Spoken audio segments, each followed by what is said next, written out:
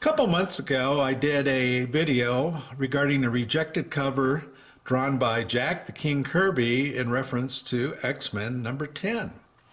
Here we have a cover by the great Spider-Man artist Steve Ditko in his early run of Amazing Spider-Man, and this also relates to a rejected cover, also issue number 10 of Amazing Spider-Man. And here I thought the number 13 was always unlucky.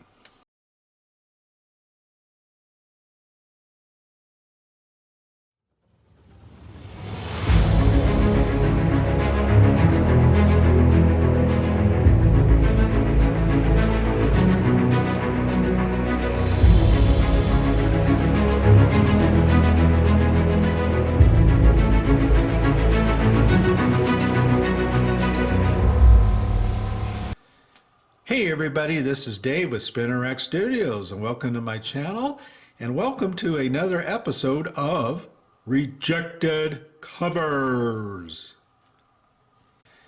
So here we have Amazing Spider-Man issue number 10 with cover art and inside art by Steve Ditko, who of course was the Amazing Spider-Man artist from issues 1 through 38. And a story written by Stan Lee.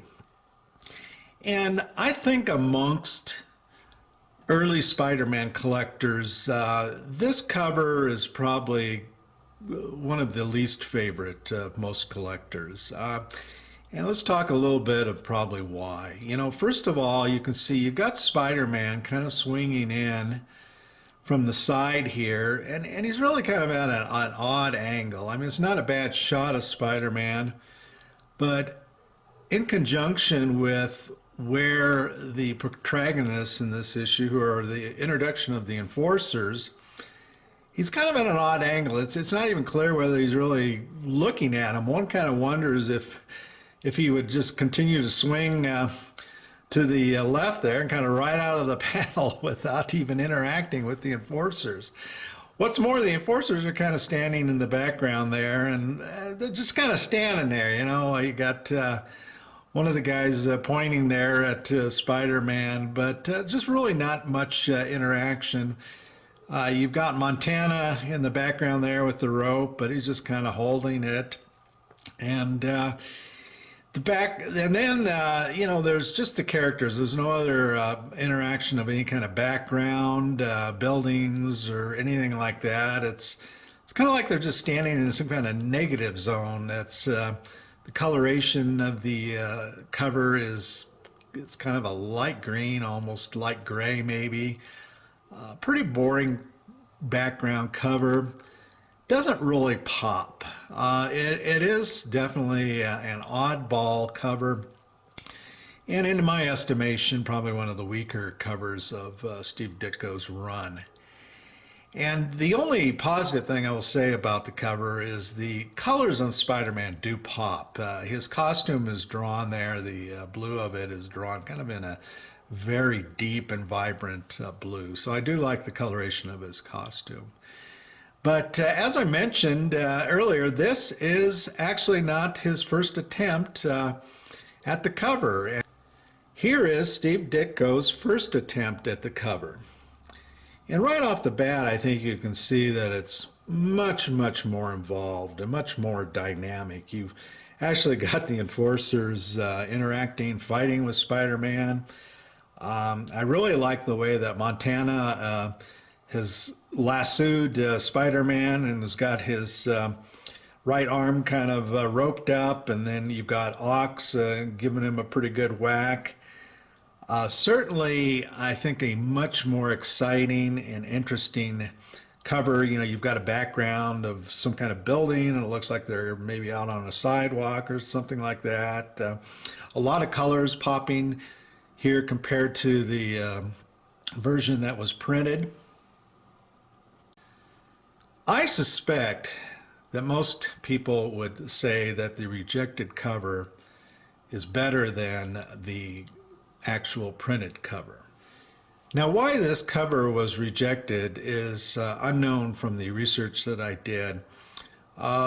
We assume that Stan Lee probably rejected the cover, And one person I saw online commented that perhaps it was rejected because Spider-Man was not particularly prominent in this cover. He was kind of overshadowed by the villains.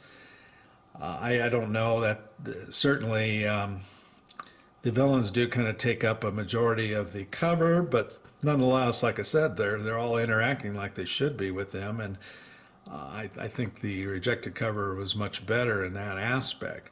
Also, I will say that Fancy Dan there, he's kind of got an odd pose. You know, he's looks like he was taking a swing at Spider-Man but missed. But then if you look at the way his left leg is kind of sticking out there straight, it is kind of an awkward look.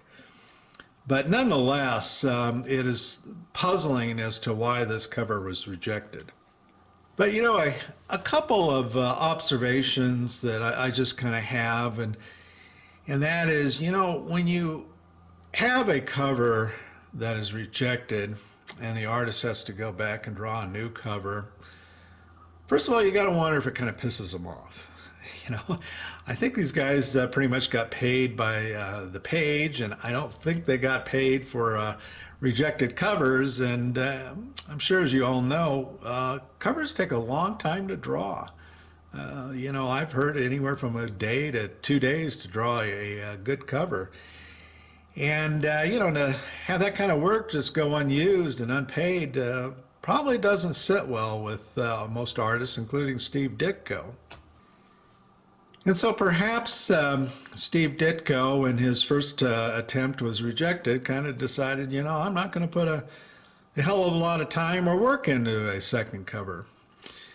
And the second observation I'll make about this is that, you know, it may have been that they were really butting up against a deadline, and especially since he's produced one cover, now had to go back and do a second, and in order to meet publishing deadlines, it may have been that Steve simply didn't have enough time to spend on, you know, drawing a lot of background or interaction or what have you on the published cover.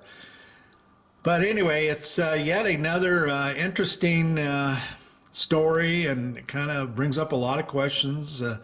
What happened back then in the early 60s when this cover was published? And were there any hard feelings? And it would have been interesting to be a fly on the wall back then to perhaps to see the interaction when Stan came to Steve and told him that the initial cover was rejected.